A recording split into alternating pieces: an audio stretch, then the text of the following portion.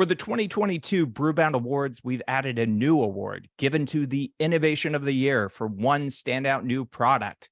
For 2022, the award goes to New Belgium's Voodoo Ranger Juice Force IPA. Joining me now to discuss is Dave Knospe, Senior Brand Manager for New Belgium. Thanks for being here and congratulations, Dave. Yeah, thank you. Thank you. Appreciate it. This is quite an honor. I didn't know it was the first time the award has ever been given, so I'm gonna quote that a lot. Yeah, you should. Well, you guys sold all this Juice Force, so I feel like it's very, very deserved. Yeah, thank you. Thank you. Yeah. So Juice Force is a 9.5% ABV hazy imperial IPA, launched earlier this year and has become the top craft beer launch of all time. Voodoo Ranger has done a great job with connecting to consumers, but what was it about Juice Force that really took that connection to the next level? Yeah, it's been crazy to watch Juice Force. It's been a huge success for us, obviously, and surpassed our expectations. I think there's a couple of things that really work well with Juice Force and drove it to where it is today. I think the first one is just the style combination of a hazy imperial. You know, obviously we are not the first by a long shot to come out with a hazy imperial. That style has been out for a while and there's a ton of incredible beers, but I do think making that available on a national scale was something that really worked well in our favor here. That's where beer drinkers are going towards. We obviously knew that from Voodoo Ranger Imperial IPA and the success of Juicy Haze as well. But to put those two styles together, I think that was huge for us and unlocked kind of a new segment within IPA that we could capitalize on. I think the other pieces are probably a little less easy to put on a slide or something like that. And one is just the momentum of Voodoo Ranger. People love the brand. People love the Voodoo Ranger brand. And I think that extends to Juice Force. Like we see that when we roll out our rotating IPA series, we introduce new characters, fans really get behind them. And we can see, they like some more than others, but the Juice Force character has been really special. It's been just, we're starting to see tattoos of it. We see people buying the jacket that Juice Force wears. It's turned into kind of its own little fan brand within the Voodoo Ranger family. And then I think the final thing is probably just the beer is really good. I think it drinks just so incredibly differently than all other IPAs that I've had. And I think, that goes beyond the marketing. That's not like an ad campaign. That's not a social media post. It's just really giving the reins to our talented brewers and having them create something, giving them the freedom to just say like, go make something great and something completely new. So I'm glad that happened because, that's a little scary too. If like we taste something and we're like, wow, this is really different. Is different good? It could be good. It could be bad. And in this case, we found that, Voodoo Ranger drinkers especially just really liked it. So a little bit of luck there. And this was a brand that the company really got behind from the start. It invested a pretty substantial marketing spend behind it. What did you all learn from that approach? The marketing spend really kind of showed us that this was a beer that could appeal beyond our core audience.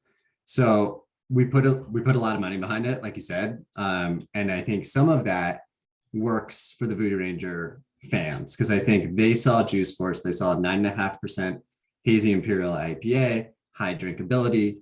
That just makes sense, I think, when you think of the Voodoo Ranger brand and how we built it.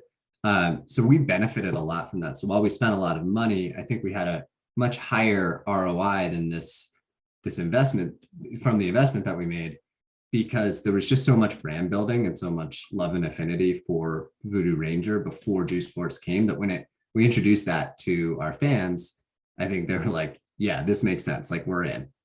But then the broad awareness piece that was unlocked from a high investment in marketing got this in front of consumers that did not drink Voodoo Ranger before.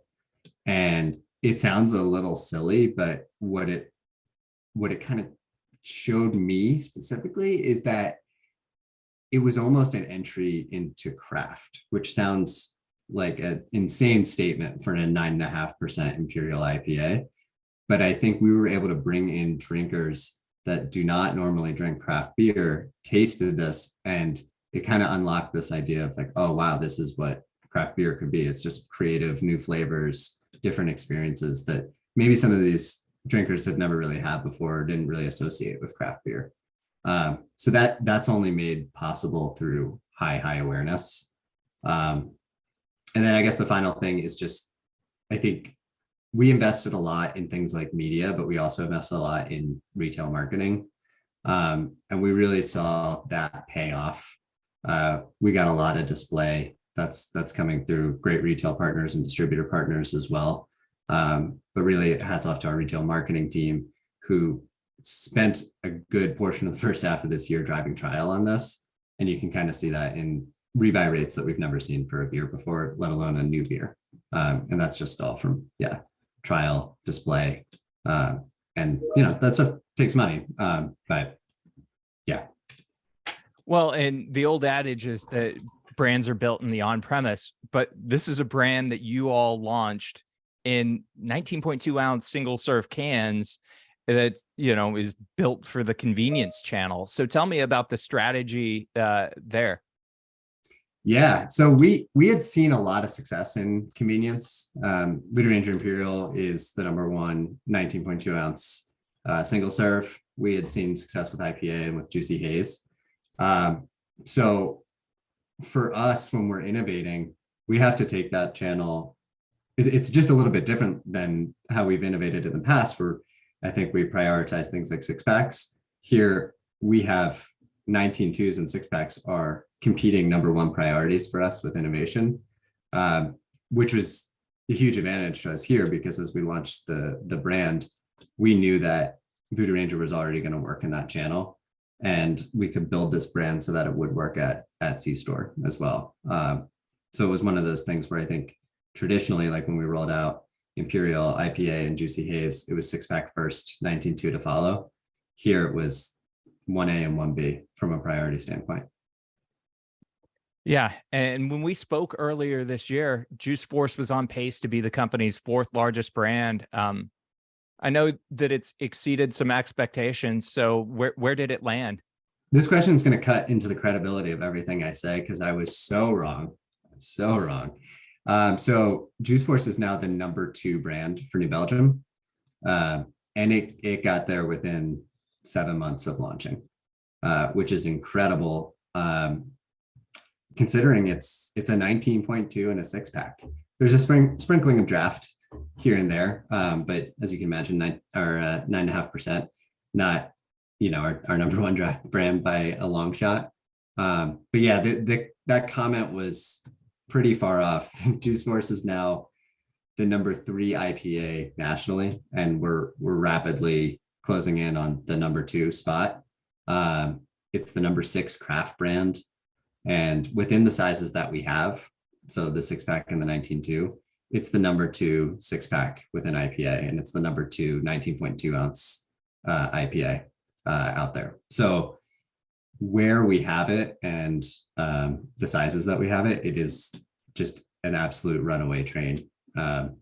So yeah, I've definitely been teased once or twice about calling it the number 4 brand for us when I was so wrong so quickly. Yeah. I mean, I guess we're going to have to give you a mulligan on this one. Yeah, damn. So I guess with this, you've had such a fantastic year one with the brand. How do you accelerate in year 2? Yeah, I think the first one is just from a release standpoint. Like I said, it's a 19.2 and a six pack. I think that you can probably guess what I'm going to say now, which is that we're going to launch a 12 pack of Juice Force next year. So that'll roll out in March. We've heard that a lot. Of just there's a ton of appetite for that. And we're also going to release a second iteration of the brand here in a couple of months.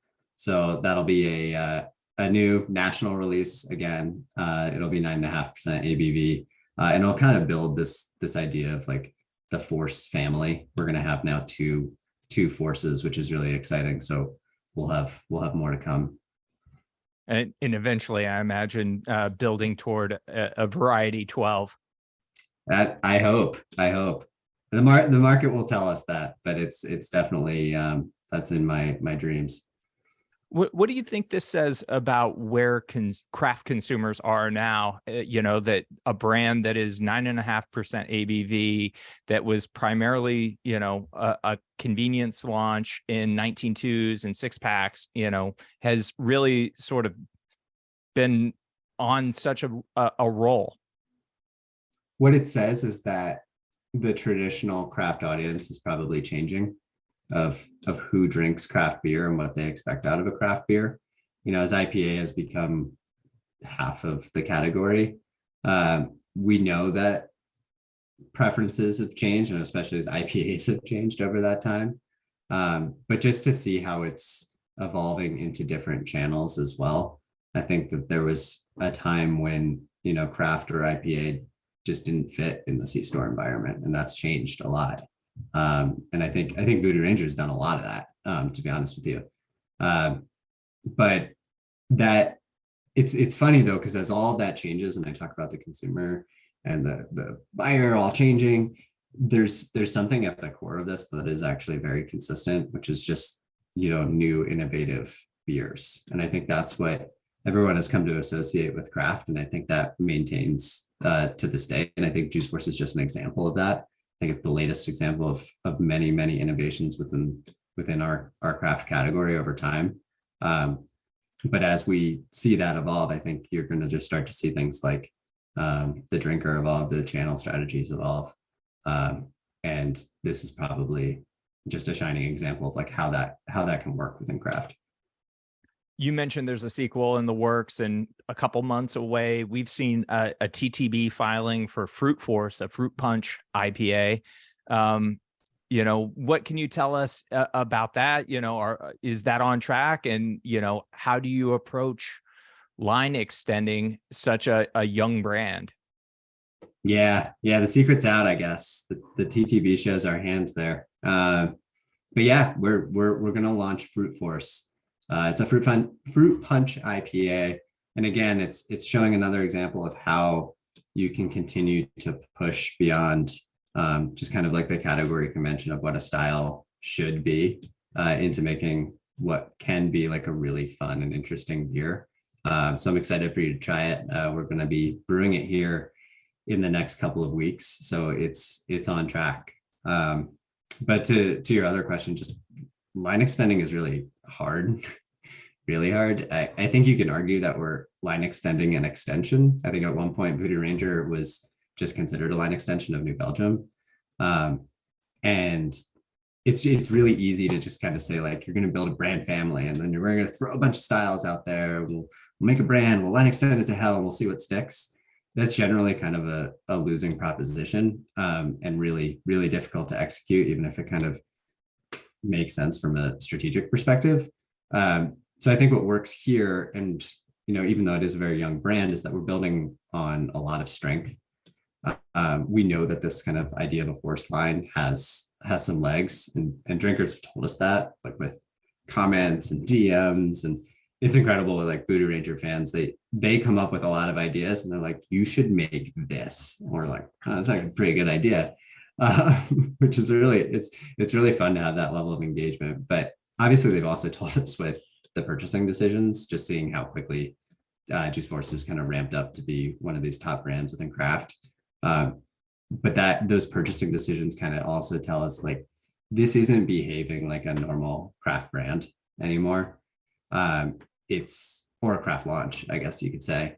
So while we might in a normal time be a little bit more restrained and say, let's see how Juice Force behaves. Let's see what year 2 does. We'll release the 12-pack. We'll see how that interacts with the rest of the portfolio. We know this is just kind of an exception to the rule a little bit. And we have that momentum and we have the desire from our fans to release more new flavors, more varieties. And that's kind of fun too, because then it's like, that gives us the freedom to just be like, yeah, you want us to continue pushing what an IPA can be? We're down, like, let's do it. And that's just kind of fun, and it eases a little bit of the risk. So that's what kind of just makes me excited about Fruit Force. But yeah, on track, January. I'll pull one off the line for you. Awesome. Yeah, I can't wait. So last question for you. What do you see as the biggest opportunities ahead for Juice Force and the overall Voodoo Ranger family? Yeah, I think for Juice Force specifically, I think the 12 pack is a big one. Like, I think that we've just heard the desire for that so many times since we've released the brand. And one of the things that makes us feel pretty good about that is, as we've released Imperial IPA as a 12 pack, that's grown double digits every year since that can 12 pack has been out. I think it's up like 30% this year. And Juice Force behaves a lot like Imperial in market, sometimes even better. Honestly, our 19.2 ounce can performs better for Juice Force than it does for Imperial, which is wild because Imperial is the number one within that size set. So we just think as we've seen the 12 pack grow for high ABV beers like Imperial, we think that Juice Force can work really well and also at the same time interact really well with Imperial. So that's a big part of next year's strategy for us. I think the other thing is just continuing to capitalize on the idea that Juice Force can expand the tent of craft. Like I said earlier, like I do think of it as this weird entry point into craft. And I think the more we can bring Juice Force to new channels and new drinkers, the better that is for all of craft. I think as you taste Juice Force and you become a fan there, I think that obviously elevates the Voodoo Ranger family. Of course, like I'm not going to pretend that it doesn't, but I think that also opens up opportunities for craft to appeal to that drinker that maybe wouldn't have been considering it in years past, which is, I think, kind of just a cool opportunity for Voodoo and for the entire category. Well, Dave, looking forward to seeing where Juice Force and the Voodoo Ranger family go from here. And congratulations. And thanks for chatting with us today. Yeah, thank you very much. And I look forward to cheersing a Fruit Force with you soon. Yeah, awesome. Sneak one to Santa Monica. There we go. I like it. All right.